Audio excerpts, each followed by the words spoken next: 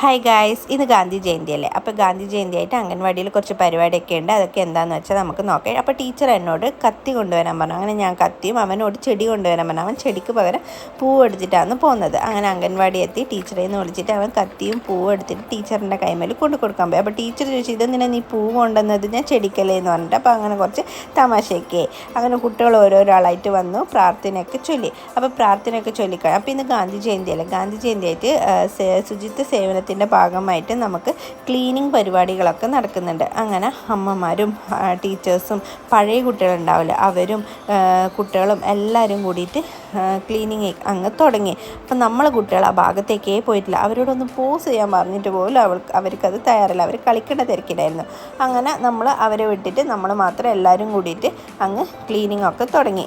അതൊക്കെ കഴിഞ്ഞു. അത് കഴിഞ്ഞിട്ടാകുമ്പോൾ കുട്ടികളും ടീച്ചറും തമ്മിൽ ഗാന്ധിജിനെ കുറിച്ചുള്ള കാര്യങ്ങളൊക്കെ അങ്ങോട്ടും ഇങ്ങോട്ടും പറയാനൊക്കെ തുടങ്ങി.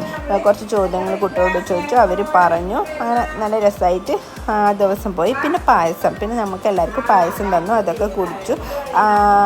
ഇതൊക്കെയാണ് ഇന്ന് നടന്ന വിശേഷങ്ങൾ. അപ്പോൾ ഞങ്ങളുടെ വീഡിയോ ഇഷ്ടമായിട്ടുണ്ടെങ്കിൽ ലൈക്ക് ചെയ്യൂ, ഷെയർ ചെയ്യൂ, സബ്സ്ക്രൈബ് ചെയ്യൂ. ബൈ.